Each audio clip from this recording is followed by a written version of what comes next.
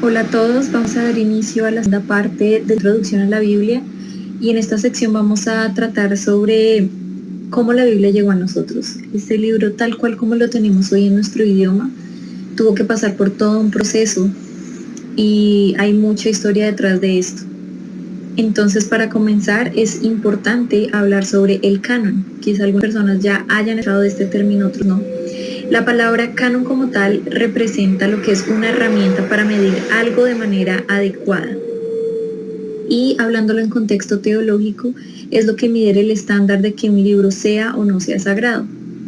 Esta palabra canon se encuentra en el hebreo original en diferentes manuscritos, en diferentes copias, y uno de estos ejemplos es, por ejemplo, Gálatas 6:16, hebrea. Entonces es importante aquí señalar que la Torá, lo que conocemos como el Pentateuco, siempre fue considerada bíblica, siempre fue considerada sagrado. Incluso desde el mismo momento en que Moisés escribió estos libros fue considerada como ley, como bíblico, como parte del canon sagrado. Es decir, que esta ley permanecía como el estándar de la fe y de conducta de los israelitas a través de toda su historia, aunque ellos a menudo no, pues ya sabemos, no siempre cumplían esta ley. Y vemos que también que junto con la Torá, lo que es la segunda y tercera sección, si recuerdan los diagramas que les mostré de la Biblia hebrea, entonces equivalen, la segunda y tercera sección equivalen a lo que son los profetas y los escritos. Estos libros también eran reconocidos como bíblicos mucho antes de lo que fue la primera iglesia primitiva, la iglesia cristiana. Y se hacía referencia en los escritos judíos de la misma época. Incluso en los mismos testamentos, lo que es Antiguo y Nuevo Testamento, se hacía referencia a lo que era esta ley. Jesús mismo hace referencia de esto y vemos que un ejemplo o una evidencia de esto es Lucas 24:44, donde dice: y les dijo, estas son las palabras que os hablé estando aún con vosotros, que era necesario que se cumpliese todo lo que está escrito de mí en la ley de Moisés, en los profetas y en los salmos. Entonces más adelante vamos a hablar exactamente qué es la Septuaginta, pero habían preguntas de qué libros deberían ir en estos tres grupos, lo que es la ley, lo que son profetas y lo que son los escritos, ¿no? Se estaba haciendo como ese debate, qué libros deben ir en cada una de estas secciones. Y antes de la era cristiana es importante tener en cuenta de que no existían libros como tal, sino rollos. Esto como que generaba como una ambigüedad, especialmente en los otros dos grupos, no tanto en el de la Torá, sino en el de profetas y escritos, porque en sí ningún rollo era completo, ninguno contenía, por así decirlo, a diferencia de la Torá, que era un grupito de 5, en los otros libros eran como libros sueltos. Entonces había esta pregunta de cuáles debían ir ahí. La Septuaginta, incluso, que ya vamos a ver bien qué es, pero es una copia, una de las primeras traducciones, agregan más libros de los que normalmente iban a ser aceptados como canónicos, más adelante. La Septuaginta incluía muchísimo más libros en su traducción, en su manuscrito. Y no fue sino hasta como la era cristiana, la era ya época del Nuevo Testamento, donde los judíos crearon una lista completa de los libros del canon, los que se iban a incluir oficialmente en la Biblia. Y bueno, muchos de nosotros tenemos la pregunta en todo este debate de cuáles iban, cuáles no iban, si incluían o no. Entonces se hace la gran pregunta, sale la gran pregunta de si los libros apócrifos son bíblicos o si no son bíblicos. Y en el judaísmo esta pregunta se estableció en el Consejo de Jamnia.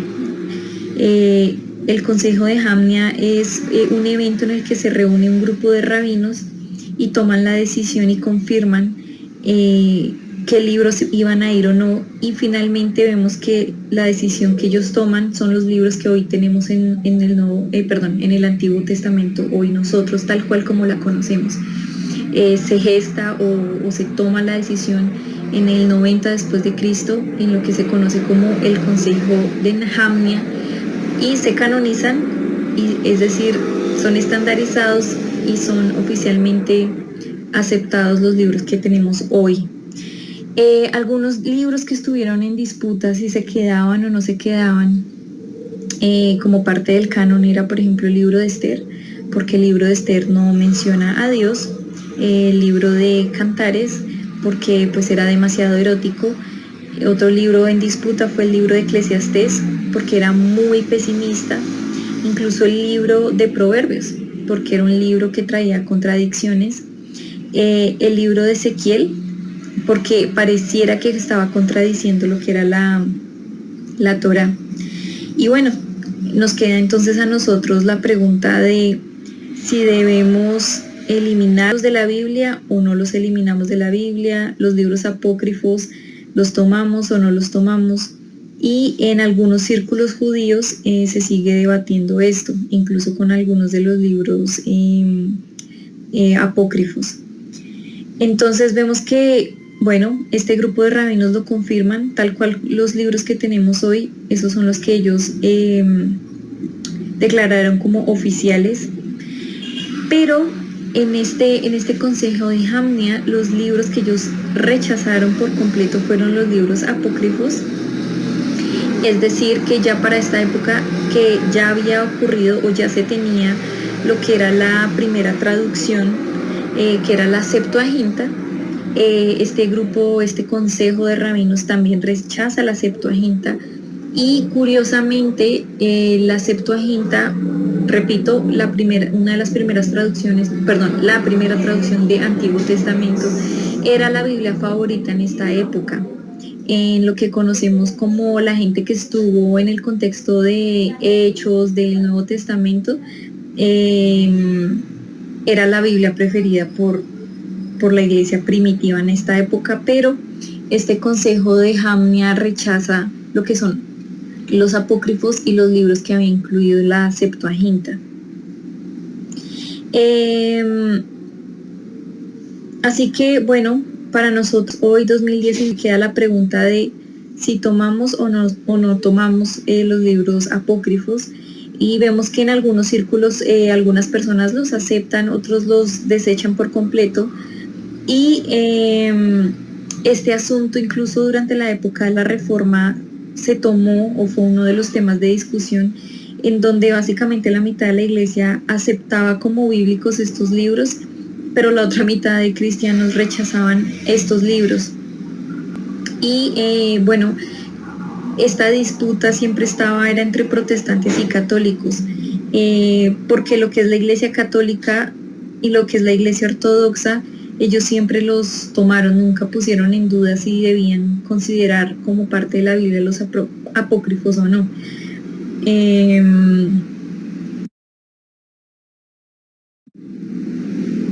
¿Qué otra cosa podemos decir sobre los libros apócrifos? Y aquí en esta parte a mí me gustaría que consideráramos algunas cosas con respecto a estos libros, y vamos a rápidamente como considerar cada uno de estos aspectos, o como está en la presentación como ángulos, ¿no? Como hay diferentes caras de la moneda con respecto a estos libros. Lo primero y que quiero señalar es que en cuanto al ámbito teológico o en cuanto al aspecto teológico, en el ángulo teológico, estos libros apócrifos fueron escritos durante los 400 años de silencio.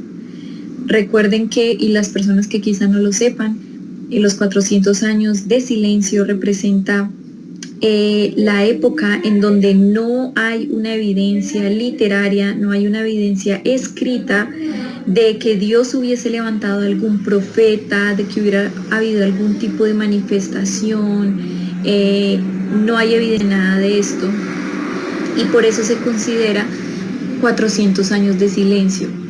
Entonces, podemos decir que los 400 años de silencio se pueden representar en lo que es el final de Malaquías y el inicio del Evangelio de Mateo. O sea, hay 400 años donde no hay evidencia de que Dios se haya manifestado en su pueblo.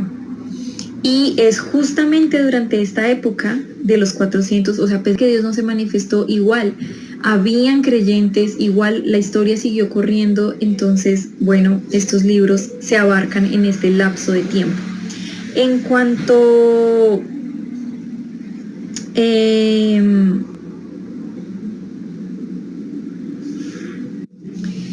en cuanto al aspecto práctico, vemos que es un libro muy útil. ¿Por qué?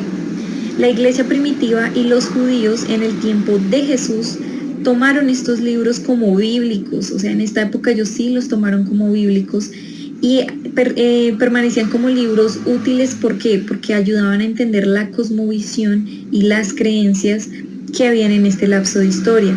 También ayuda a entender muchísimo el desarrollo del judaísmo entre lo que es el Antiguo y Nuevo Testamento, o sea, hay un lapso grande de años y estos libros nos ayudan a dar como, bueno, hoy sí nos ayudan, pero a estas personas les ayudaba a entender cómo fue que se desarrolló el judaísmo y qué ocurrió en este lapso de tiempo en cuanto a cosmovisión, la religión como tal del judaísmo.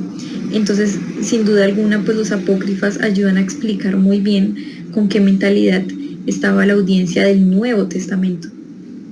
En cuanto al aspecto de meditación, en cuanto al aspecto devocional, es importante señalar de que estos libros fueron escritos por devotos o personas que eran seguidores de Dios, eran creyentes. Y son libros útiles como los libros modernos inspiracionales y quizá incluso pueden inspirarnos aún muchísimo más. Entonces, en cuanto a esto es importante señalar de que pues no fueron escritos por gente no creyente, sino que era gente creyente y podemos ver como un ejemplo de esto, un reflejo de esto. No sé, las bibliotecas que nosotros tenemos hoy, si la miran, bueno, tenemos Biblias en varias versiones, pero no solamente tenemos Biblias, tenemos muchos otros libros que tratan de finanzas, biografías, libros teológicos, de psicología, no sé, como consejería, relaciones, matrimonios, familias. Entonces hay muchos temas que son libros escritos por cristianos, no están incluidos en la Biblia, pero son libros que nos ayudan y que nos pueden inspirar. Entonces, hablándolo desde ese aspecto, vemos que es algo muy bueno. Y hay un último aspecto y es como el ángulo del respeto. Entonces, ¿por qué? Una realidad es que la mayoría de cristianos alrededor del mundo creen que estos libros son inspirados y muchos cristianos los toman como bíblicos.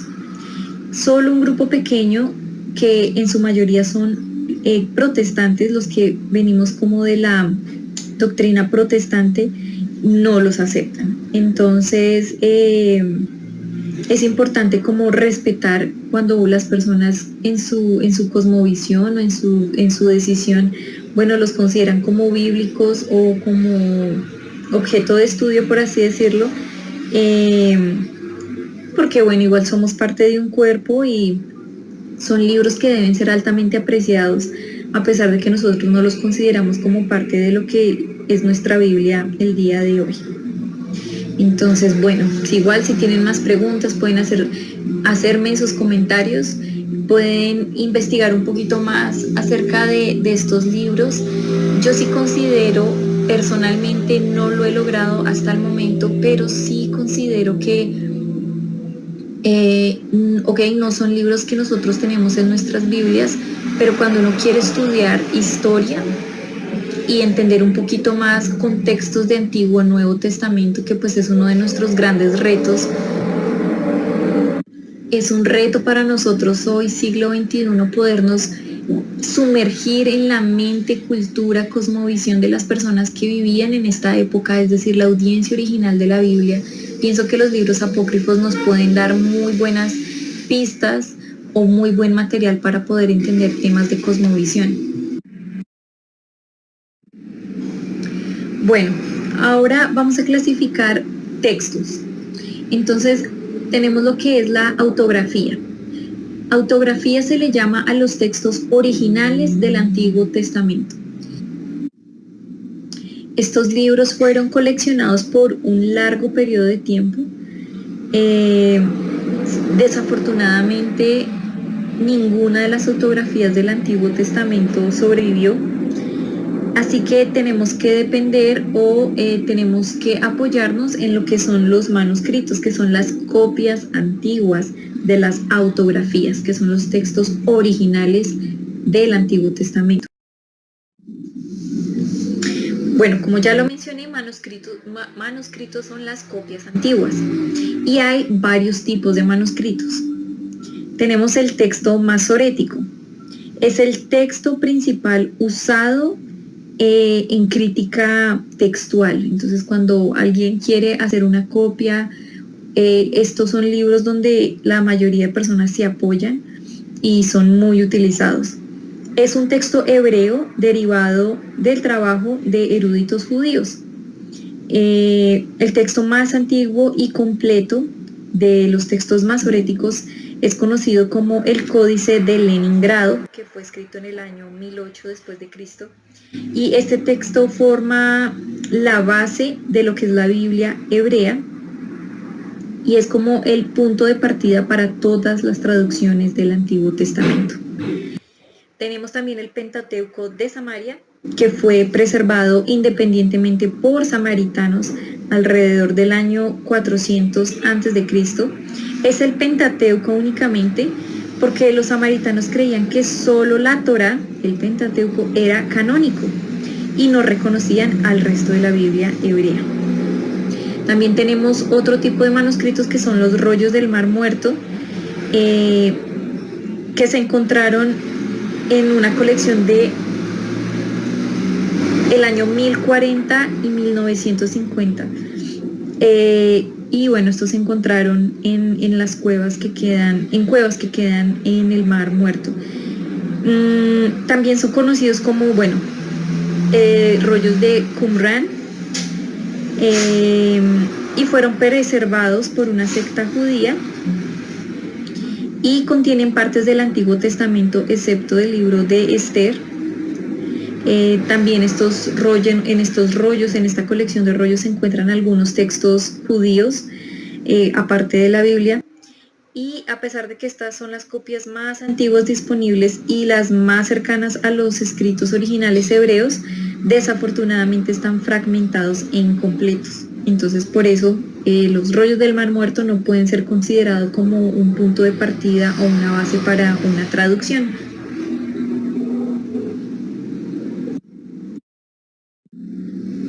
Aquí tenemos una imagen del Códice de Leningrado, que es el texto masorético. Y bueno, tenemos ahora sí la Septuaginta. Entonces ya aquí vamos a comenzar a hablar de las traducciones como tal. La primera traducción es la Septuaginta y es una traducción griega del original hebreo y fue escrita por un erudito judío en Alejandría, en Egipto. Septuaginta la llamaron así porque se considera que fue aproximadamente 70 o 72 personas las que fueron seleccionadas y puestas a prueba para poder trabajar en lo que fue esta traducción del hebreo al griego. Y el trabajo comenzó en el siglo III y esta traducción incluye todo el Antiguo Testamento, incluso también trabajaron en obras de los libros apócrifos. Entonces sí, la Septuaginta, como ya les había mencionado anteriormente, no solamente incluye el Antiguo Testamento tal cual como lo conocemos hoy, pero ese equipo de eruditos judíos también tradujeron al griego los libros apócrifos. Otras traducciones antiguas también son la Arameo Targum, que es una paráfrasis aramea del texto hebreo que era usado en diferentes servicios en las sinagogas. También tenemos la versión siria, que también es una traducción hecha por judíos, y la famosa Vulgata, que es la traducción al latín de lo que es todo el Antiguo Testamento, del griego al latín. Ahora vamos a hablar sobre el canon del Nuevo Testamento. Sobre el canon del Nuevo Testamento, bueno, desafortunadamente ya hablamos de qué son las autografías, ¿no? Que es el texto original. Y estas, hay que señalar, y es importante señalar, de que estas autografías, el texto original del Nuevo Testamento, fueron escritos en griego. Recordemos, el Antiguo Testamento fue escrito en hebreo, la Septuaginta lo traduce al griego, pero ahora en el Nuevo Testamento la mayoría, y sí, yo diría que prácticamente en la totalidad, se escribió fue en griego. ¿Por qué? Porque era la lengua internacional de la época, aunque en algunas partes se hablaba también mucho el arameo, y hay frases en arameo en los textos originales del Nuevo Testamento. Habían dos tipos de idioma griego en el primer siglo, que es el griego literario, que era la forma más alta, más elocuente de poder escribir esta lengua. Es una literatura clásica griega, y otro que era el griego común, que podemos decir que se llama Koine, se llama así, que era el idioma hablado, el idioma que toda persona promedio hablaba. Y bueno, como vemos en la presentación, en ninguna autografía sobrevive, y la ventaja que hay en esto es que la diferencia o el tiempo que hay entre las autografías, que son los textos originales, y las primeras copias es muy corto. O sea, no pasó mucho tiempo de que se escribiera el Nuevo Testamento y ahí mismo comenzaran a hacer manuscritos o copias de estos textos. Entonces eso es algo muy bueno, no pasaron muchos años entre lo que es texto original y manuscrito o copias. Los manuscritos. Hay un gran número de manuscritos del Nuevo Testamento, se dice que aproximadamente son 5.000,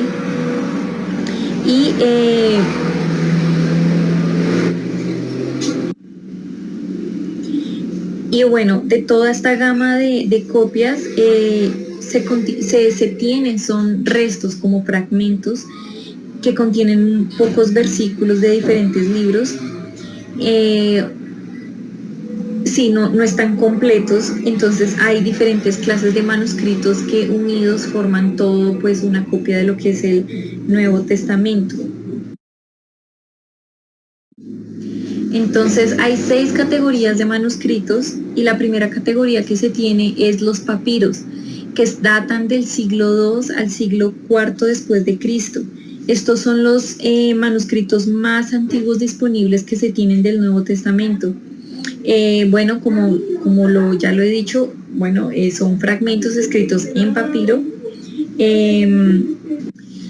Recordemos que el papiro es una forma antigua de papel hecho de corteza de papiro, y el retazo más antiguo que se tiene de este tipo de manuscrito es el Evangelio de Juan, que se encontró en el año 115-120 después de Cristo. El segundo tipo de manuscrito es la caligrafía uncial, que data del siglo IV al siglo IX después de Cristo. Estos son un tipo más formal de escritura griega, y fueron escritos cuidadosamente a mano en letras mayúsculas sobre cuero. El más famoso de estos son el Códice Sinaítico, el Códice del Vaticano, Códice Alejandrino. Estas son manuscritos o las copias como más completas que se encontraron en esta época, y se encuentran copias completas del Nuevo Testamento en este tipo de manuscrito. También se encuentra otra categoría, que son las minúsculas, que datan del siglo IX al XV después de Cristo. Estos son un tipo de manuscrito menos formal en cuanto a escritura griega. Se escribe a cursiva, a mano, y no se escribe como con tanto cuidado, con tanto trabajo como la anterior. Otro tipo son los leccionarios. Este manuscrito contiene liturgia de la iglesia, que cristianos analfabetas utilizaban para los servicios, como para lecturas bíblicas regulares. Y estas son solamente colecciones de partes seleccionadas de la Biblia, pero son muy textuales en cuanto al texto original del Nuevo Testamento. Otro tipo de manuscrito o copias son lo que se llama versiones, que son datan del siglo IV al siglo XXI para nosotros, y son nuevas traducciones bíblicas que usan una versión previa en la mayoría de ocasiones como base para el trabajo de la traducción como tal.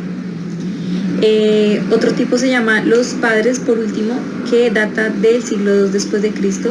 Los padres de la iglesia constantemente citaban obras del Nuevo Testamento, usaban, por ejemplo, la Septuaginta para citar, así que estos también pues fueron personas que de alguna forma tuvieron acceso, no quiero decir manipulación, pero sí trabajaron con los textos originales a la hora de ellos escribir sus obras.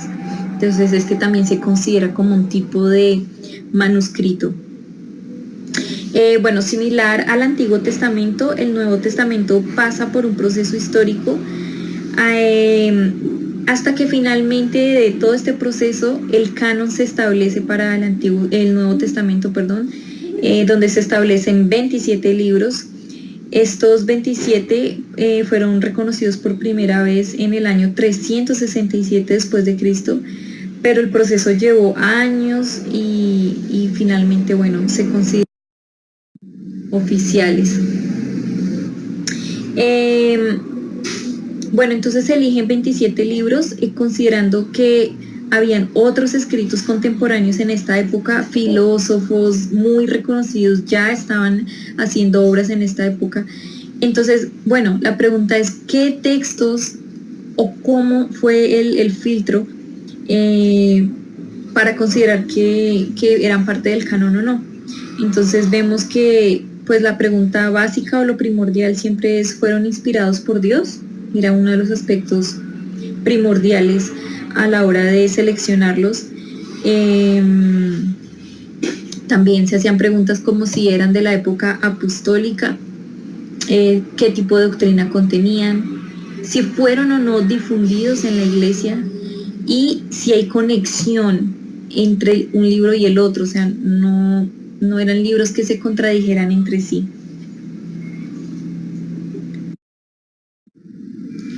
Bueno, vamos a hablar sobre enfoques en cuanto a la traducción.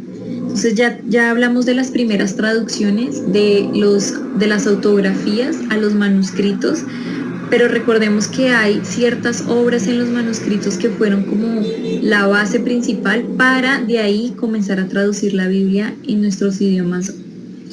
Entonces hay 3 enfoques: literal, equivalencia dinámica y parafraseo. Esto es importante que ustedes lo tengan en cuenta porque van a poder ver cómo cada una de las traducciones, en nuestro caso en el idioma español, se ve reflejado este tipo de enfoque. Y ya nosotros al conocer qué tipo de enfoque a repetir tanto esta palabra, pero sí, dependiendo de qué enfoque es, entonces esta es una Biblia traducida literal, una con equivalencia dinámica o una parafraseada, cumple diferentes funciones y se pueden lograr diferentes objetivos con cada una de estas traducciones. Entonces, para comenzar, la primera, la literal, estas son traducciones bíblicas que se mantienen tan cerca como sea posible del idioma original y guarda los elementos culturales que reflejan estos textos.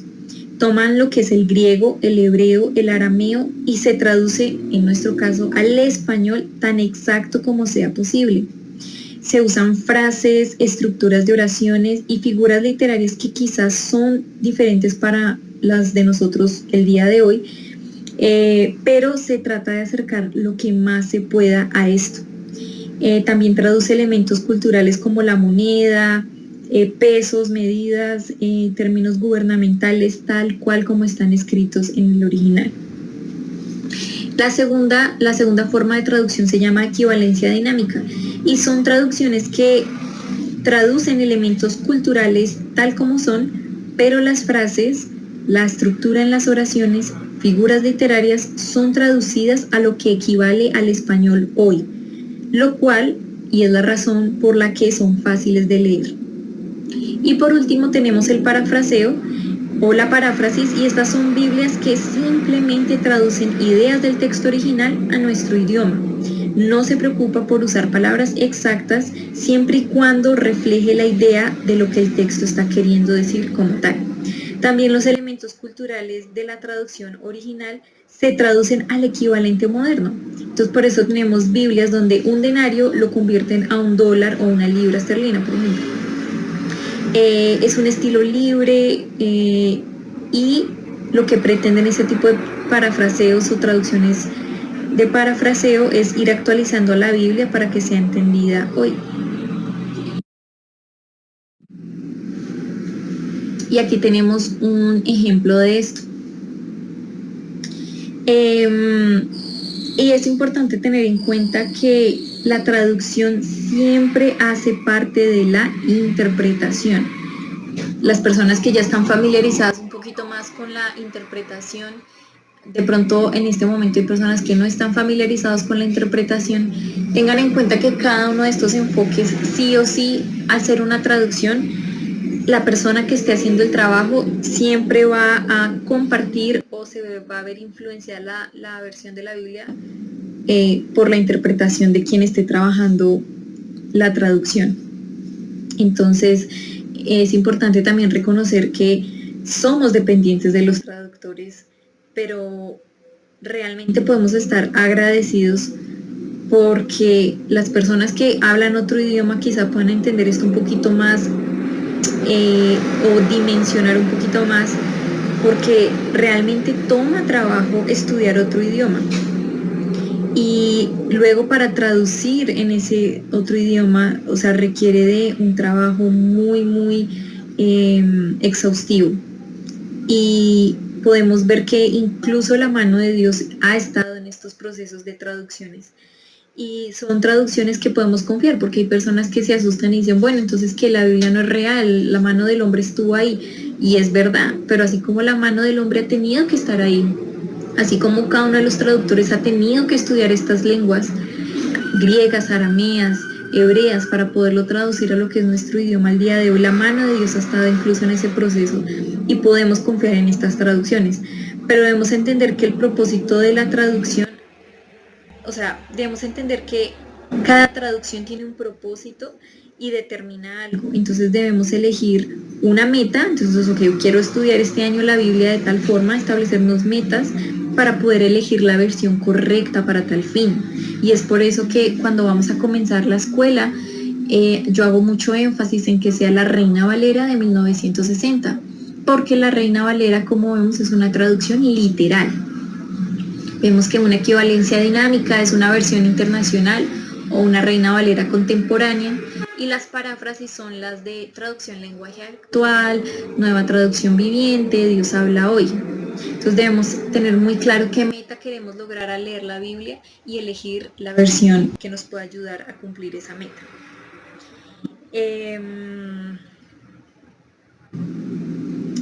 Y bueno, ya una vez ustedes terminen su escuela de estudios bíblicos, van a estar como muchísimo más ejercitados en observación, en interpretación, entonces van a poder estudiar con mucha más facilidad y con mucho más entendimiento otras versiones.